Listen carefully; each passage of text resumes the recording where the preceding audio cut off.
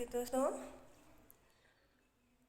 आपका हमारे इस YouTube चैनल पर स्वागत है।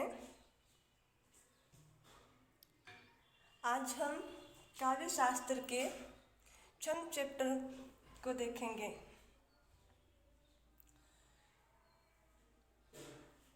छंद शब्द है। इस छंद शब्द का शाब्दिक अर्थ होता है आच्छादन। छंद शब्द का शाब्दिक अर्थ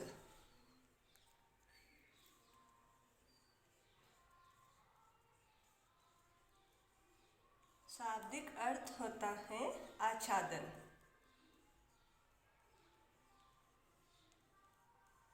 या फिर ढका हुआ। आच्छादन या ढका हुआ। छंद शब्द जो है, इस छंद शब्द का सबसे पहले प्रयोग ऋग्वेद में मिलता है। ऋग्वेद में सबसे पहले उल्लेख मिलता है।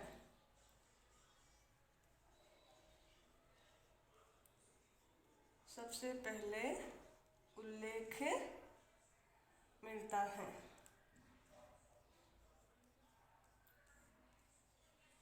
छंद शब्द का शाब्दिक अर्थ क्या होता है?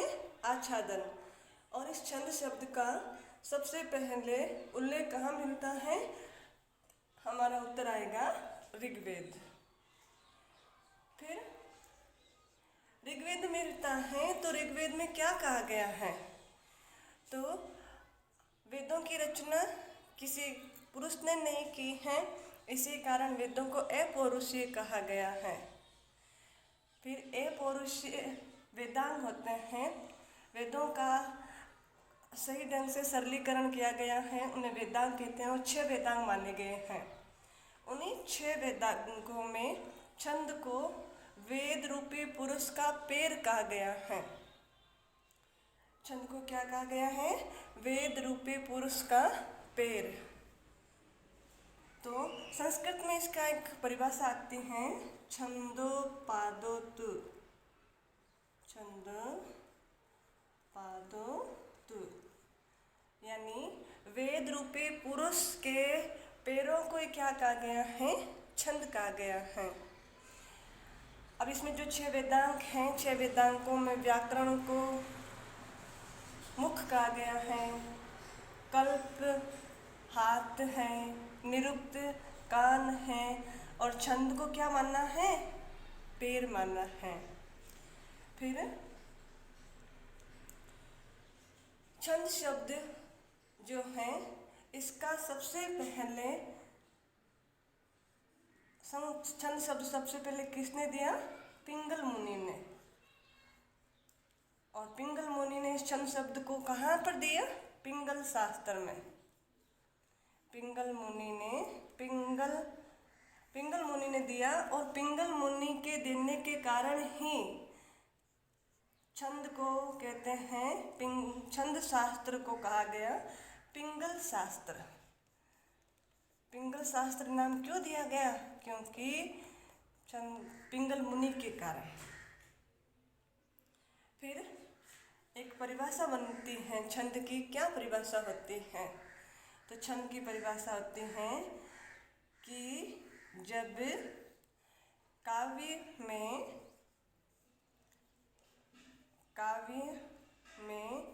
लय, ताल, यति, गति, मात्रा, विराम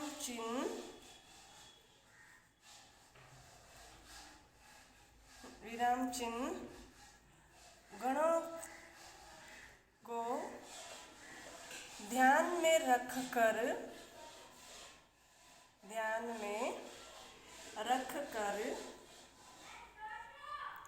जो शब्द योजना बनाई जाती हैं या की जाती हैं, जो शब्द योजना की जाती है उसे क्या कहते हैं? तो हमारा उत्तर आएगा उसे छंद कहते हैं। आया समझ में इतना कि छंद शब्द का शाब्दिक अर्थ होता है आच्छादन या ढका हुआ, और इसका सबसे पहले उल्लेख मिलता है ऋग्वेद में।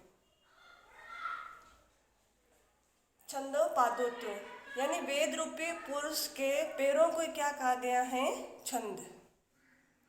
छंद शास्त्र के जनक कौन है? तो छंद शास्त्र के जनक हैं आपके पिंगल मुनि, और पिंगल मुनि के कारण ही छंद शास्त्र को क्या कहा गया है? पिंगल शास्त्र। फिर परिभाषा क्या आती है, डेफिनेशन क्या आती है हमारे सामने छंद की? तो हमारे सामने परिभाषा आती है कि जब काव्य में यति, ले, ताल, यति, गति, मात्रा, विराम चिन्ह, गणों को ध्यान में रखकर जो शब्द योजना की जाती हैं उसे क्या कहते हैं? छंद कहते हैं। अगर आपसे कोई पूछे कि छंद के तत्व कौन कौन से हैं, कि छंद के तत्व कौन कौन से हैं, तो छंद के तत्व कौन कौन से हैं? तो ये सारे छंद के तत्व हैं। कौन से? तो ले है, ताल है, यति है, गति है, मात्रा है, वर्ण है, गण, ये सारे क्या हैं? विराम चिन्ह है। विराम चिन्ह, ये सारे ही छंद के तत्व कहलाते हैं। आई होप आपको इतना समझ में आया होगा कि छंद का शाब्दिक अर्थ आच्छादन या ढका हुआ, इसका सबसे पहले उल्लेख ऋग्वेद में मिलता है, और वहाँ छंदो पादोतो यानी छंद को वेद रूपी पुरुष का पैर कहा गया है। वेद रूपी पुरुष के पैर कहा गया है। किसे? छंद को। छंद शास्त्र के जनक कौन है? पिंगल मुनि, और पिंगल मुनि के कारण ही छंद शास्त्र को पिंगल शास्त्र कहते हैं। परिभाषा क्या आती है हमारे सामने कि जब किसी काव्य में ले, ताल, यति, गति, मात्रा, विराम चिन्हों, गणों को ध्यान में रखकर जो शब्द योजना की जाती हैं उसे छंद कहते हैं। आगे देखते हैं हम कि आगे छंद में क्या है। एक बार के लिए मैं इसे साफ कर देती हूँ।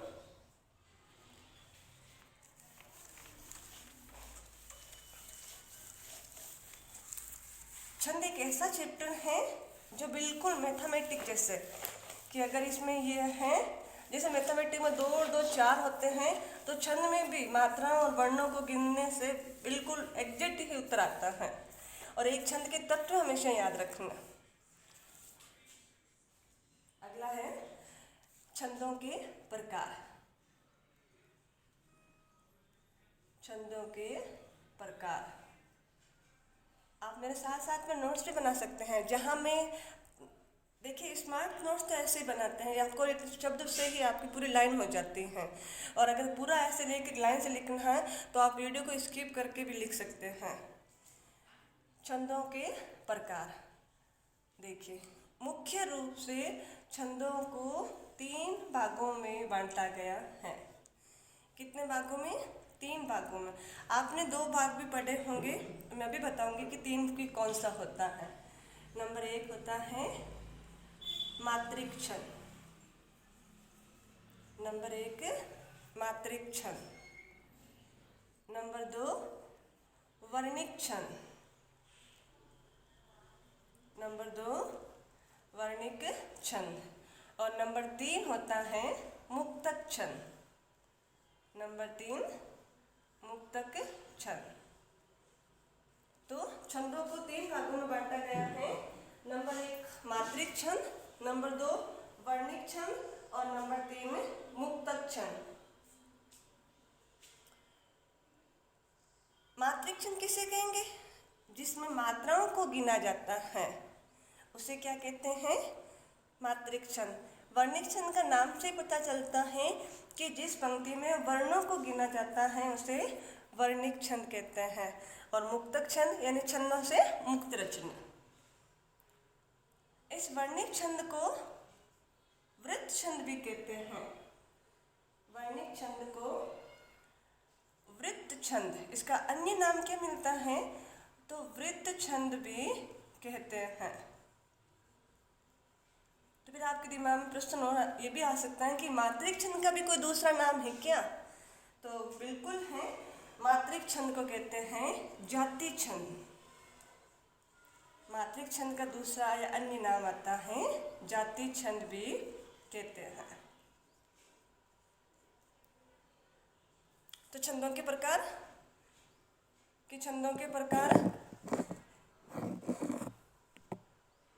दो हैं, सॉरी 3 हैं। मात्रिक छंद, वर्णिक छंद और मुक्तक छंद। मात्रिक छंद को जाति छंद भी कहते हैं, वर्णिक छंद को वृत्त छंद भी कहते हैं और मुक्तक छंद का कोई अन्य नाम नहीं आता है। हम जब कभी व्याख्या करते हैं तो एक विशेषता में लिखते हैं ना, विशेष में कला पक्ष में कि मुक्त छंद रचना है तो वो मुक्तक छंद है। आगे अब इनको भी अलग अलग भागों में डिवाइडेड किया गया है कि वर्णिक छंद है, मात्रिक छंद है। फिर आगे देखते हैं कि मात्रिक छंद, वापस डालती हूं मैं आपके मात्रिक छंद। इसकी परिभाषा आपको है कि जब काव्य में मात्राओं की संख्या का ध्यान में रखकर, मैं परिभाषा लिख देती हूँ, जब काव्य में मात्राओं की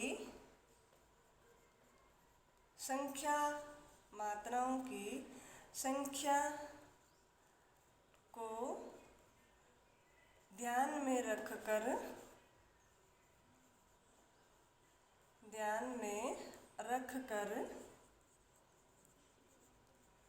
जो शब्द योजना की जाती है उसे क्या कहते हैं? मात्रिक छंद। मात्रिक छंद कहते हैं। बस, या फिर एक सीधी सी बात दिमाग में कि मात्राओं को जहाँ गिना जाता है उसे क्या कहते हैं? मात्रिक छंद। अब मात्राओं को तो गिना जाता है और मात्रा लगाने के नियम है वो भी लिखे होंगे, लेकिन इसमें देखिए कि इसे भी 2 भागों में बांटा गया है। मात्रिक छंद को 2 भागों में बांटा गया है। एक आएगा आपके साधारण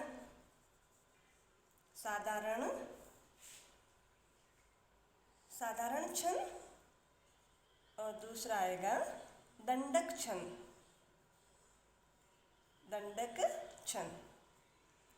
साधारण छंद क्या होता है कि जब पंक्ति में 28 तक की मात्राएं हों, जब एक पंक्ति में 28 तक मात्रा हो,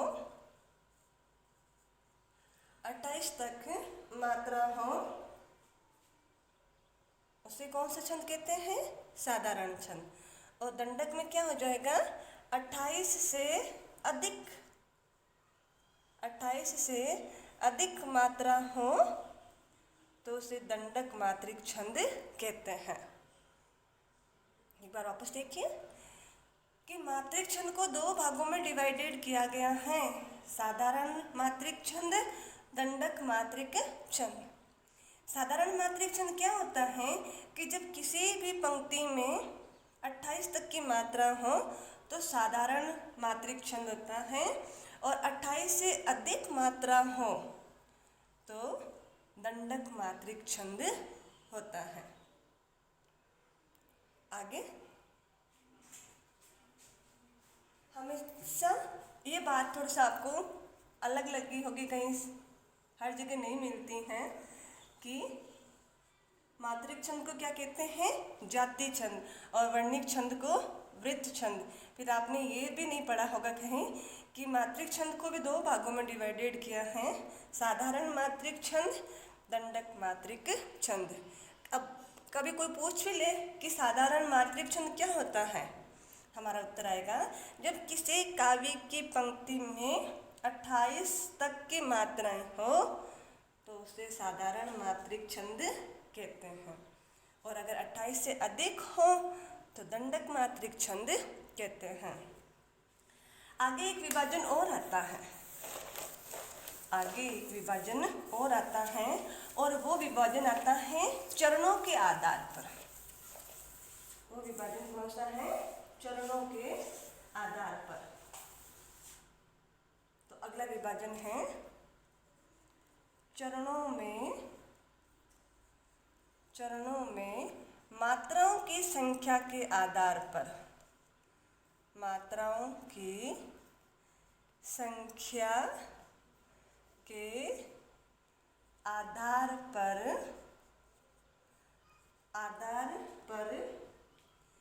3 भागों में विभाजित किया है, 3 भागों में बांटा गया है। 3 भागों में बांटा गया है। किसके आधार पर? चरणों में मात्राओं की संख्या के आधार पर। और वो 3 कौन से हैं? नंबर 1 आएगा आपके सममात्रिक छंद, सममात्रिक छंद। नंबर 2 अर्धसममात्रिक छंद, अर्धसममात्रिक छंद। और नंबर 3 आता है विषम मात्रिक छंद, विषम मात्रिक छंद।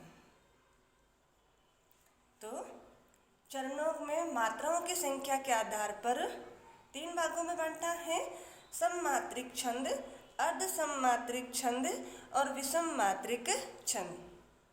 अगर एक की परिभाषा देखें, मैं आपको शॉर्ट में बताऊंगी परिभाषा, अपने शब्दों में उसे बनानी है। देखिए, सम यानी समान, अर्धसम यानी आधा समान, और विषम यानी बिल्कुल भी समान नहीं। तो अगर किसी चरण में 2 चरणों में या अगर किसी छंद में जितने चरण हैं उन सारे चरणों में एक समान मात्रा रहती है तो सममात्रिक। अगर आधे छंदों में समान रहती हैं तो वो अर्धसममात्रिक छंद। और किसी जो चरण हैं उन सभी चरणों में अगर मात्राएं असमान रहती हैं तो विषम मात्रिक छंद। उदाहरण से समझिए कि अगर कोई छंद है और वो अगर 4 चरणों वाला छंद है, उसमें चारों चरणों में जब समान मात्राएं हों, चारों चरणों में जब समान मात्राएं हों तो वहाँ कौन सा? सममात्रिक छंद। फिर अगर यही कि अगर कोई 4 चरण है तो किन्हीं दो में मात्राएं समान हों तो अर्धसममात्रिक। और अगर 4 चरण किसी छंद में है, चारों में अलग अलग आ रही हैं तो वह आपका हो जाएगा विषम मात्रिक छंद। आशा करते हैं इसकी परिभाषा लिखवाने की आपको कोई आवश्यकता नहीं है। बस याद रखना कि चरणों में मात्राओं की संख्या के आधार पर कितने भागों में बांटा गया है मात्रिक छंद को, तो उत्तर आएगा 3 भागों में, सममात्रिक, अर्धसममात्रिक और विषम मात्रिक। और जब हम एक छंद को लेंगे तो आराम से इसको भी वापस समझ में आता रहेगा। अब एक बार पूरा साफ कर देती हूँ। मात्रिक छंद को क्या कहते हैं? जाति छंद। वर्णिक छंद को क्या कहते हैं? वृत्त छंद। चरणों में मात्राओं की संख्या के आधार पर कितने भागों में बांटा गया है? आपका उत्तर आएगा 3, सममात्रिक, अर्धसममात्रिक और विषम मात्रिक। अब अगला है कि हम मात्रिक छंद पढ़ते हैं तो मात्रा लगाने के नियम क्या होते हैं? ये इम्पोर्टेंट, अगर आपको ये समझ में आ जाता है तो फिर आगे आपको छंद बिल्कुल भी डिफिकल्ट नहीं लगेंगे, आसानी से समझ में आ जाएंगे। तो अगला हमारी हेडिंग है मात्रा लगाने के नियम। मात्रा लगाने के नियम। अब देखिए, मात्राएं लगाते हैं तो किस पर? वर्ण पर लगाते हैं मात्राएं। और अगर आपसे पूछें कि ऐसा कौन सा वर्ण है जिस पे मात्रा नहीं लगती है, तो आपको उत्तर आता है अ पर। कुल मात्राएं कितनी होती हैं? 10। अब थोड़ा सा ओरल बता देती हूँ कि वर्ण जो है भाषा की सबसे छोटी इकाई होती है जिसके टुकड़े नहीं किए जा सकते, उसे क्या कहते हैं? वर्ण कहते हैं। वर्ण को 2 भागों में डिवाइडेड किया है, स्वर और व्यंजन। अब स्वर कितने होते हैं? तो हिंदी व्याकरण में स्वरों की संख्या है 11। एक बार लिख के देती हूँ कि स्वरों की संख्या कितनी है? 11। और इनमें से पूछे आपको कि लघु स्वर कितने हैं, ह्रस्व स्वर कितने हैं, तो लघु स्वर है आपके 4। और दीर्घ स्वर कितने हैं? तो आपका उत्तर आएगा 7। यानी मैं एक बारे खड़ी में एक लाइन लिखूं या फिर अगर ए आई लिखती हूँ तो ए, आ, छोटी ई, बड़ी ई, ऊ, बड़ा ऊ, री, ए, आई, ओ, औ, अं, अह। अब देखिए, अब इसमें से लघु स्वर कौन कौन से हैं? तो जिन पर मैं गोला कर रही हूँ वो लघु स्वर हैं। तो ए क्या है? लघु स्वर। छोटी ई क्या है? लघु स्वर। छोटा ऊ क्या है? लघु स्वर। और हिंदी में री एक ही होती हैं, इसकी भी क्या है? ये भी क्या है? लघु स्वर। जो लघु स्वर या ह्रस्व स्वर होते हैं उन पे हमेशा एक मात्रा लगती है। इन पर कितनी मात्रा लगेगी? एक मात्रा। और बाकी जो हैं वो दीर्घ स्वर हैं और इन पे हमेशा गुरु मात्रा होती है। और गुरु मात्रा को लिखने का तरीका होता है ये। तो आ पर कितनी मात्रा? 2। बड़े ई पर 2, बड़े ऊ पर 2, ए पर 2, आई पर 2, आउ पर भी 2, इस पे 2। और अगर किसी शब्द पर अनुस्वार लगा हुआ है उस पर भी 2। तो आप आया समझ में? तो मैं यहाँ एक पॉइंट बना के लिख सकती हूँ कि अ, छोटी ई, छोटा ऊ और री की एक मात्रा होती है। साथ में मेरे लिखते रहिए, नोट्स बनाते रहिए। एक मात्रा होती है। और दूसरा पॉइंट बन जाएगा कि आ, बड़ी ई, बड़ा ऊ, ए, आई, ओ, औ की 2 मात्रा होती है। 2 मात्रा होती है। आशा करती हूँ आपके ये 2 लाइनें अच्छे से समझ में आ गई हैं कि एक मात्रा किस पर और 2 मात्रा किस पर। फिर अगला नियम क्या आता है हमारा? तो अगला नियम आता है कि अभी मैंने बताया ना अनुस्वार युक्त। तो अनुस्वार युक्त ये नियम अच्छे से आपको लिखने, याद करने, इनके बिना आप मात्रा नहीं लगा पाएंगे। तो अनुस्वार युक्त वर्ण पर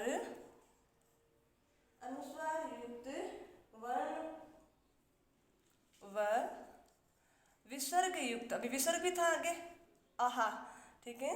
विसर्ग युक्त वर्ण से पहले वाले वर्ण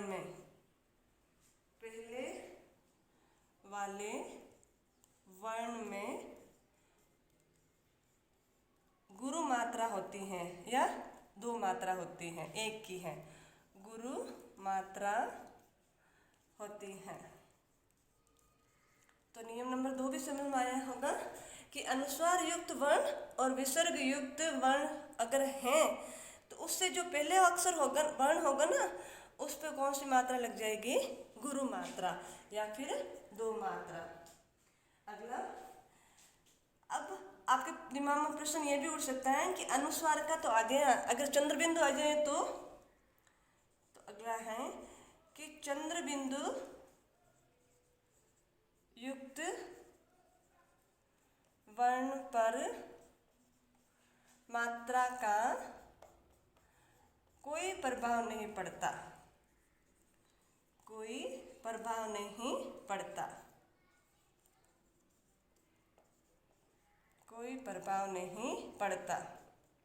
जैसे अगर चांद है तो ये चांद वैसे ही दो मात्रा आती हैं, और अगर यहाँ नहीं होती दो, अगर एक है तो एक होती, दो है तो दो होती, यानी कि चंद्र बिंदु से किसी भी वर्ण पर मात्रा का कोई प्रभाव नहीं पड़ता है।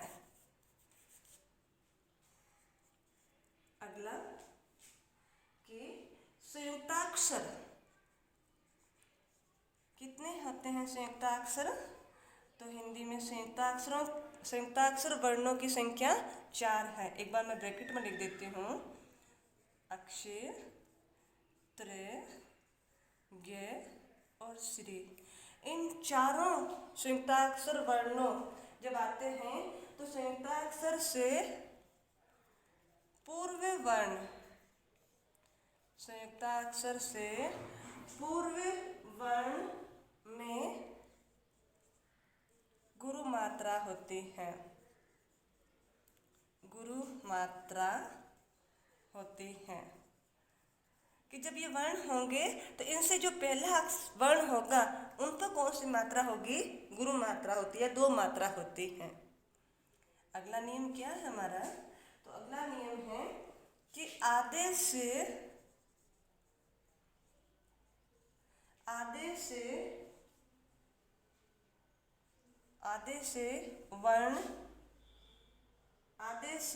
वर्ण से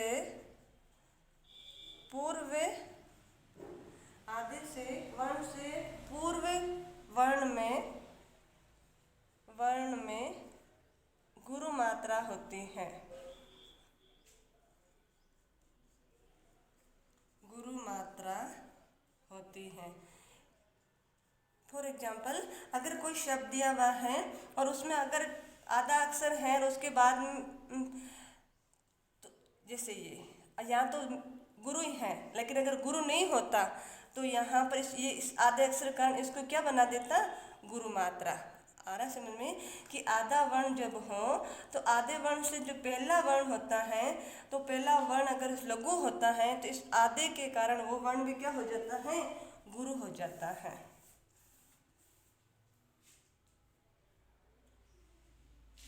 तो आपको समझ में आ रहा होगा मात्रा लगाने के नियम लगभग इतने ही हैं। एक बार वापस रिपीट कर देती हूँ कि ए, ई, उ, री की एक मात्रा होती है, आ, ई, बड़ा उ, ए, आई, ओ, औ की कितनी? दो मात्रा या गुरु मात्रा।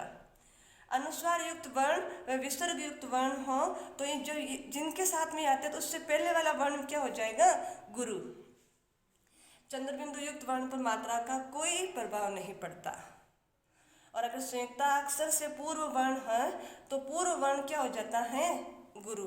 संयुक्ताक्षर आए हुए हैं तो उससे जो पहला वाला वर्ण होगा उसमें मात्रा कौन सी हो जाएगी? गुरु मात्रा। और अगर वही बात कि आधा वर्ण आया हुआ है तो आधे वर्ण से जो पहले वाला वर्ण होगा उसमें भी कौन सी मात्रा हो जाएगी? गुरु मात्रा हो जाएगी। आज के लिए इतना ही।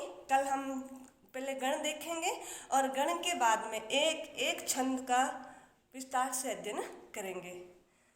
आशा करती हूँ आपको हमारा ये छंद का प्रकरण है अच्छे से समझ में आया होगा। और अगर आप हमारे इस चैनल पर नए हैं तो इस चैनल को लाइक सब्सक्राइब कर लीजिए। सब्सक्राइब करने से आपका हर एक नोटिफिकेशन आपको मिलता रहेगा। Thank you.